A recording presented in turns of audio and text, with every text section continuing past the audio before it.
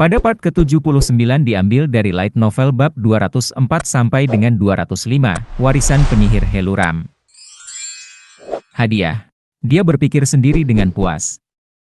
Dia telah mengantisipasi sebagian, tetapi mendengarnya langsung dengan telinganya sendiri berbeda. Pertama, bawa kembali kuda yang kita lepas. Di usia ini, aku tidak ingin berjalan melewati gurun selama beberapa hari. Dipahami. Jin berangkat mencari kuda-kuda itu. Gurun dipenuhi jejak, jadi tidak sulit untuk mengikutinya. Untungnya, kuda-kuda itu jinak dan tidak tersesat jauh, dan Jin segera menemukan mereka memuaskan dahaga di genangan air yang agak kering. Ketika dia kembali dengan kuda-kudanya, hari sudah malam. Kamu melakukannya dengan baik. Duduklah di sini. Api unggun yang dibuat dengan baik menyala di depan Vanessa. Lemak dari daging kering berderak ditusuk sate kayu, dan ada beberapa ikan. Dan ada 3 tong minuman keras. Vanessa membuka salah satunya dan menuangkannya ke dalam 2 cangkir besi. Gerobak itu penuh dengan sesuatu sebelum keberangkatan, apakah itu alkohol? Kamu membuatnya seolah-olah kamu tidak akan lulus ujian, tapi kamu sudah siap untuk ini. Jin terkekeh sendiri. Anda juga sangat perhatian, Nona Vanessa. Saya tidak tahu Anda akan mempersiapkan pesta seanggun ini. Itu karena saya diperlakukan sangat baik di Tikan. Denting, denting. Gelas logam berdenting saat minuman keras dituangkan. Minuman keras yang mereka minum sangat kuat, tetapi tidak seperti orang biasa, tubuh mereka yang mengeras tidak mudah mabuk bahkan dengan alkohol dalam jumlah sedikit. Dalam hal itu, minuman keras yang dibawa Vanessa begitu kuat sehingga akan menimbulkan reaksi bahkan dari tubuh prajurit yang kuat, jadi tampaknya prajurit biasa pun tidak akan mampu menanganinya. Ini lebih kuat dari minuman keras yang kuminum sebelum mendapatkan cahaya hati. Vanessa tampak mengesankan saat dia meminum minuman yang tak tertandingi ini tanpa sedikit pun keracunan. Dia diam-diam mengosongkan seluruh botol dan, menyadari bahwa Jin berusaha mengikuti langkahnya, dia dengan sabar menunggu sambil tenggelam dalam pikirannya sendiri. Di bawah cahaya api unggun, kesedihan di matanya yang keriput bisa terlihat. Apakah kamu ingat ketika aku mengatakan bahwa jalan-jalan menyenangkan kita melalui Tikan mengingatkanku pada masa lalu? Ya, saya ingat. Itu karena aku memikirkan kakakku. Aku sudah sangat tua, dan dia tetap menjadi anak kecil sepertimu dalam ingatanku, terkadang aku lupa usiaku. Suaranya lembut. Kesedihan yang ditampilkan Vanessa hanya terlihat oleh mata Jin. Kematian kakaknya sudah menjadi fakta kuno baginya, dan yang dia rasakan bukanlah kesedihan melainkan kesepian. Kamu pasti bertanya-tanya mengapa aku memberitahumu ini tiba-tiba. Apakah karena aku mirip dengan kakakmu? Tidak sama sekali. Dia tidak setampan kamu, juga tidak sekuat kamu. Dia istimewa bagiku, tapi secara objektif, dia adalah pria biasa yang bisa kamu temukan di mana saja. Kami yatim piatu, bukan bangsawan. Klik. Vanessa menenggak minumannya dalam sekali teguk dan menyalakan sebatang rokok. Kemudian dia menyalakan rokok dan menghirupnya sekaligus. Asap tebal menutupi wajahnya sejenak. Di sisi lain, sejak aku masih muda, aku selalu memiliki potensi besar seperti kalian para kandel. Aku bersiap untuk menjadi seorang ksatria kerajaan Shucheron, tetapi pada usia 17, aku terlibat perkelahian kecil di sebuah kedai minuman. Saya pikir dia hanya seorang pengemis, jadi saya memukulinya, tetapi ternyata dia adalah seorang ksatria kerajaan. Ksatria itu pasti terkejut. Dia mungkin tidak bisa berkata apa-apa. Dia kembali ke kampung halamannya untuk berlibur dan akhirnya dipukuli dan diusir dari sebuah kedai. Aku tidak tahu dia adalah seorang ksatria sampai dia meninggalkan kedai sambil menangisi hidungnya yang patah. Pemiliknya, yang merupakan satu-satunya saksi, memberitahuku bahwa dia adalah seorang ksatria kerajaan Shucheron. Lady pasti kaget saat mengetahuinya. Itu adalah kejutan besar. Aku tidak mengira seorang ksatria akan membuat keributan karena seorang gadis biasa sedang minum sendirian, apalagi menyuruhnya untuk membayar minumannya atau pergi. Vanessa mengeluarkan sebatang rokok lagi dan mengisapnya. Keesokan hari, Harinya, ksatria itu membunuh pemiliknya, bukan aku. Kemudian dia mulai membunuh atau menangkap beberapa tetangga yang dia kenal. Tuan sendiri yang memasang jebakan untukku dan mengirim pasukan karena dia ingin membuat ksatria kerajaan terkesan. Vanessa tidak terlalu kuat saat itu seperti sekarang. Dia hanyalah seorang gadis berusia 17 tahun dengan banyak potensi. Jadi saya mencoba melarikan diri. Tapi sial, saya membuat keputusan terlambat. Saudara laki-laki saya ditangkap oleh pasukan Tuan, dan saya dipaksa pergi ke istana Tuan tanpa pedang. Saudara laki-laki Vanessa dipukuli secara brutal dan diikat di halaman depan kastil Tuan. Dan kesatria itu memerintahkan Vanessa untuk telanjang dan merangkak ke depan kastil Tuan. Ketika Jin mendengar bagian itu, tinjunya bergetar, dan Vanessa menggenggam tangannya. Untungnya, aku tidak harus mengalami penghinaan itu. Ketika aku mencoba membuka pakaian, aku mendengar raungan yang memekakkan telinga, dan api tiba-tiba mulai berjatuhan dari langit. Ternyata, seekor naga telah menyerang kastil Tuan. Itu adalah naga api. Dalam satu serangan, naga itu menghancurkan kastil Tuan, membunuh Tuan dan tentaranya, dan membunuh sang ksatria. Paradoksnya, satu-satunya yang selamat dari konfrontasi dengan naga itu adalah Vanessa. Itu gila. Ada kekacauan, tahanan melarikan diri, tentara melarikan diri, Tuan dan kesatria meninggal segera setelah naga itu muncul, dan saudara laki-laki saya, yang diikat ke tiang, cukup beruntung untuk lolos dari nafas naga. Jadi kami harus bertarung. Dalam pertarungan itu, Vanessa terbangun. Potensinya, yang bahkan dia sendiri tidak tahu, berkembang, dan kekuatannya yang luar biasa dilepaskan. Aku menggunakan pedang ksatria mati untuk melindungi saudaraku. Pedang ksatria yang menangkap saudaraku, dan pemandangan ini pasti tampak sangat lucu bagi naga api, saat aku mati-matian berpegangan pada saudaraku dan bertarung melawan apinya. Meskipun dia terbangun, dia bukan tandingan kekuatan naga. Naga itu dengan cepat merebut saudara laki-lakinya darinya dan dengan sengaja memilih untuk menyelamatkan nyawanya. Itu membakar seluruh kastil dan desa, dan memberitahuku bahwa jika aku ingin menemukan saudara laki-lakiku, aku harus pergi ke Gunung Ante. Jadi aku pergi ke sana dan bertemu naga itu di sebuah gua. Kakaknya sudah meninggal. Dan naga itu tidak melawanku. Ia terbang begitu saja dan meninggalkanku di sana. Ia hanya ingin melihatku dalam keputusasaan. Ia menyadari bahwa itu jauh lebih menghibur daripada menginjak-injak desa. Dan kamu sudah berada di pegunungan Ante sejak saat itu. Ya, sejak hari itu, aku belum meninggalkan pegunungan Ante. Aku tidak bisa memaksa diri untuk pergi mencarinya. Aku kelelahan. Jin, seperti Vanessa, dengan cepat mengosongkan gelas minuman kerasnya. Setelah itu, Vanessa tidak pergi dari sana sampai dia bertemu dengan Chiron. Saat naga datang, dia membunuh mereka, dan saat orang datang, dia membunuh mereka juga. Dia tidak membunuh banyak manusia, tapi di antara mereka juga ada prajurit terampil seperti Vanessa. Mereka semua menyimpan dendam terhadap naga api atau datang untuk menantangnya. Aku menjadi gila. Tidak, aku sudah gila. Aku membunuh lebih dari 100 naga, tetapi naga itu tidak pernah muncul, dan lebih dari 15 tahun telah berlalu. Dan kemudian, ayahmu, Lord Chiron, datang mencariku. Chiron adalah manusia pertama yang mengalahkan Vanessa. Sehari setelah mengalahkanku, dia menangkap naga itu dan semua keturunannya. Ternyata dia berkerabat dengan Kadun, naga penjaga keliar Zipley. Jadi Kadun juga datang untuk melindungi garis keturunannya. Tahu apa yang terjadi kemudian? Saya pikir ayah saya membunuh mereka semua. Kadun pasti terluka dan melarikan diri. Lord Chiron hanya membantuku agar Kadun tidak ikut campur dalam pertarungan. Dia membiarkanku menangani naga api dan keturunannya sepenuhnya. Balas dendam adalah milik Vanessa. Dia akhirnya berhasil membunuh naga api dan menanyakannya beberapa kali sebelum melakukannya mengapa dia melakukannya. Seperti yang kukatakan sebelumnya, dia melakukannya karena merasa senang membunuh adikku. Dan dia melakukannya karena merasa senang melihatku dalam keputusasaan.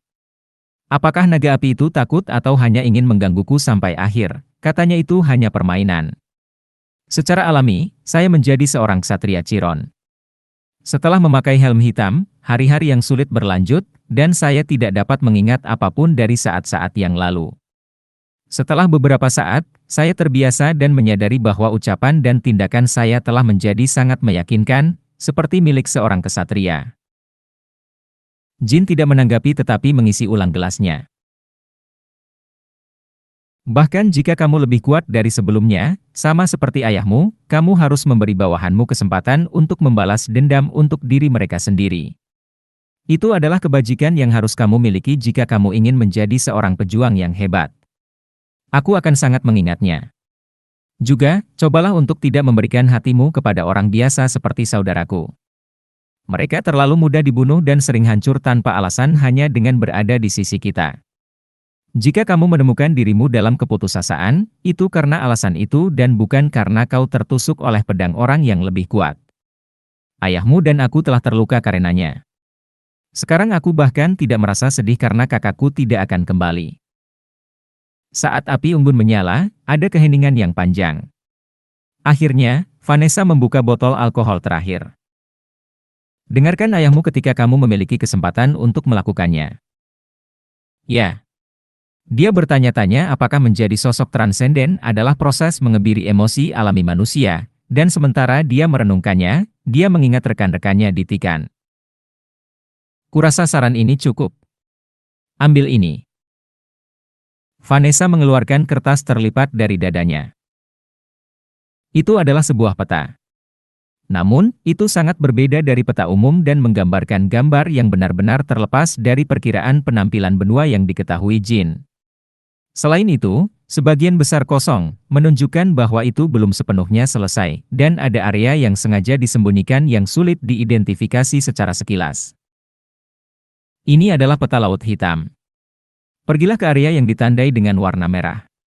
Kamu bisa membawa temanmu bersamamu, tapi begitu kamu mencapai area yang ditandai, kamu tidak akan bisa menahan racun kecuali kamu mengambil. Yang sangat kuat. Penangkal. Tampaknya dengan penawar, dia mengacu pada penawar racun 1000 yang diperoleh Jin dari Yona. Apakah ini hadiah yang kamu sebutkan? Ini adalah pertama kalinya Jin mengetahui bahwa ada peta Laut Hitam. Ksatria hitam sebelumnya telah menghabiskan hampir seluruh hidup mereka untuk memetakan Laut Hitam, dan itu masih dalam proses. Setelah membuat peta itu, Lord Chiron segera menyerahkannya kepadaku. Kemudian dia memintaku untuk memilih salah satu putranya yang tampak layak di mataku dan menyerahkannya kepadanya. Oleh karena itu, inilah hadiahku. Selain itu, ini adalah hadiah baru uji coba. Jika saya bertanya apa yang ada di area yang ditandai dengan warna merah, maukah Anda memberitahu saya? Vanessa menggelengkan kepalanya. Tentu saja, mengapa kamu mengajukan pertanyaan yang begitu jelas? Di area yang ditandai dengan warna merah, ada makhluk iblis. Kalahkan makhluk itu.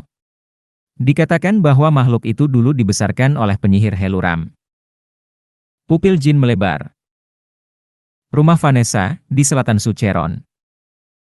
Ini adalah desa pedesaan yang sama yang hancur oleh serangan naga api sejak lama. Sejak saat itu, tanah ini benar-benar ditinggalkan oleh kerajaan Sucheron, dan hanya rumah Vanessa yang tersisa di tengah dataran yang luas. Sungguh mengejutkan melihatmu di sini, kepala keluarga. Belum lama kamu mengirimiku surat, dan sekarang kamu datang berkunjung tanpa pemberitahuan, kata Vanessa sambil membuka pintu kayu tua itu. Chiron sedang duduk di tengah ruangan sempit itu, dan Vanessa duduk di depannya sambil mengangkat bahu. Apakah kamu hanya datang untuk mengejutkanku seperti sebelumnya? Teko yang baru direbus ada di atas meja, dan Chiron menuangkan teh ke cangkir Vanessa dengan suara, CHRRRR. Han telah bekerja keras. Dia bahkan bisa merebus ini dan menghilang diam-diam. Bagaimana kalau membuatkan teh untuk dirimu sendiri? Aku akan mempertimbangkannya. Yah. Aku tidak bisa menyangkal bahwa Han juga sangat pandai membuat teh. Menyeruput teh mereka, keduanya menikmati aroma sejenak. Seolah-olah dia seorang ayah yang bangga memamerkan putranya, bukan? Vanessa berpikir dalam hati ketika dia melihat ke arah Chiron. Meski hampir setengah abad telah berlalu sejak dia menjadi ksatria Chiron, Vanessa belum pernah melihatnya seperti ini.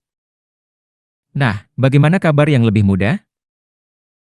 Dia membuat kesan pertama yang baik, dan sepertinya dia memiliki banyak orang berguna di antara teman-temannya.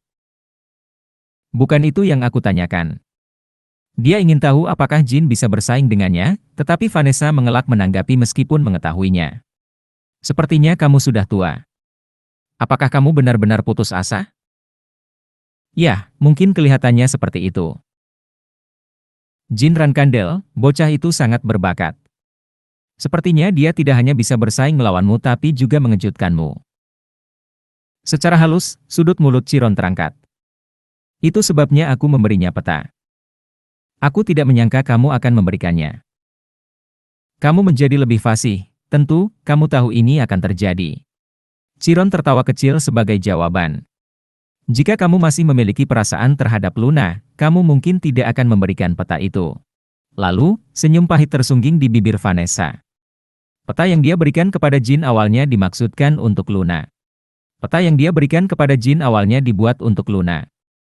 Saat mereka secara tidak sengaja menemukan makhluk iblis tersebut saat memetakan Laut Hitam, Chiron menyimpannya dengan maksud untuk memberikannya kepada Luna suatu hari nanti. Ada saat ketika semua ksatria hitam, termasuk kamu dan aku, memiliki harapan pada gadis itu. Jika kita memberikan sedikit perhatian, dia tidak akan menyerah.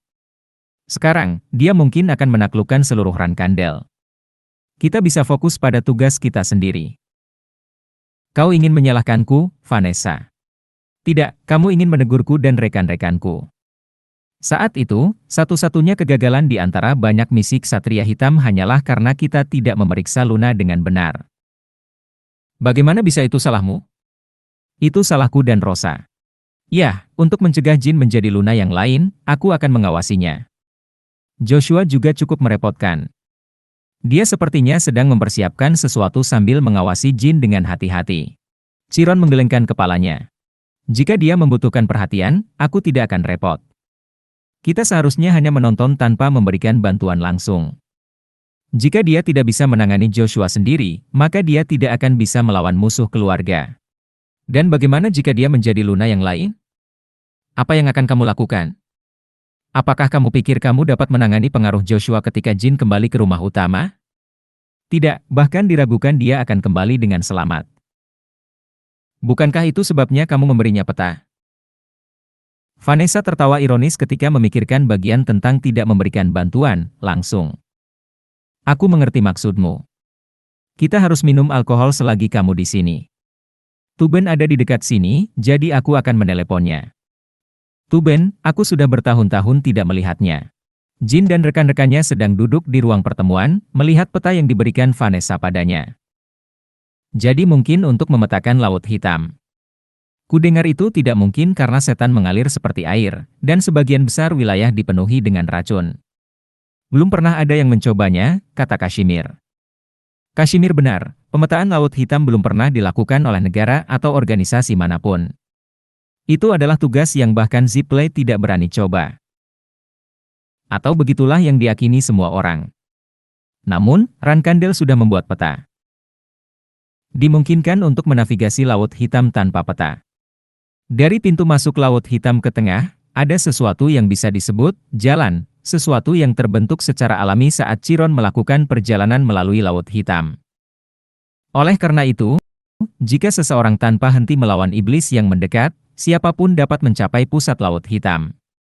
Keringat, darah, dan tahun-tahun para ksatria hitam kuno telah berubah menjadi peta ini. Kemungkinan besar peta ini dibuat secara rahasia di dalam klan. Setidaknya, hampir tidak ada catatan tentang ksatria penjaga saat ini yang dikirim ke Laut Hitam, kata Gilly. Itu benar, Gilly. Hanya ayahku, ksatria hitam kuno, dan beberapa tetua yang tahu tentang misi ini. Itu adalah informasi yang bahkan pembawa bendera ditolak, jawab Jin. Itukah sebabnya ayah bocah itu selalu berada di Laut Hitam? Terlebih lagi, itu adalah makhluk iblis yang dibesarkan oleh Heluram. Heluram. Dia adalah seorang penyihir yang pernah menjadi kekasih Orgal Raja Iblis, dan dia dikenal di kalangan penyihir sebagai Bunda Agung Sihir Hitam, atau penyihir. Sekarang, sihir hitam telah hilang dan dilarang, tetapi mudah untuk menemukan deskripsi sihir yang dia gunakan di buku-buku sejarah. Di sisi lain, sejarawan menyebut Helluram sebagai bencana besar. Semua catatan sejarah tentang dirinya dipenuhi dengan kehancuran dan pembantaian. Setiap kali dia muncul, dunia ditakdirkan untuk mengalami tragedi besar.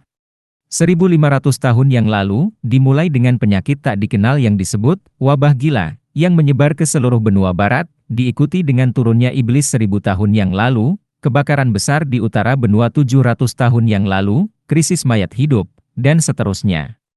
Ini hanya beberapa dari bencana yang diakini disebabkan oleh Helluram, meskipun banyak yang bertanya-tanya apakah itu pada tingkat yang dapat diprovokasi oleh manusia dengan sengaja. 500 tahun yang lalu, selama Perang Pelindung Kekaisaran, ketika Helluram memanggil Raja Iblis di depan semua orang, bahkan tidak ada kontroversi tentang apakah dia yang bertanggung jawab. Sebaliknya, perdebatan baru muncul di komunitas akademik. Apakah Helluram benar-benar satu orang, atau beberapa penyihir yang menggunakan nama yang sama? Tentu saja, sebagian besar sarjana mengklaim yang terakhir. Itu adalah masalah yang jelas, mengingat perkiraan periode aktivitas Helluram dengan mudah melebihi 1500 tahun. Apakah kamu tidak khawatir dia akan membalas jika kamu mengganggunya? Ini agak memprihatinkan, kata Kuikantel, menyebabkan semua orang kecuali Murakan melebarkan mata. Ini adalah pertama kalinya mereka membayangkan Kuikantel berbicara tentang topik seperti ketakutan akan pembalasan. Alasan kedua adalah dia berbicara tentang Helluram seolah-olah dia adalah manusia. Apakah itu berarti penyihir Helluram adalah satu orang, bukan kelompok? Tanyanya, dan Kuikantel mengangguk. Ya, dia adalah satu orang. Dia adalah setengah iblis, memiliki penampilan yang hampir seperti manusia, tapi umur panjangnya sama dengan iblis. Jin sudah tahu fakta ini. Guru kehidupan masa lalunya, Valeria, telah menemui Helluram dan memberitahunya beberapa detail tentangnya.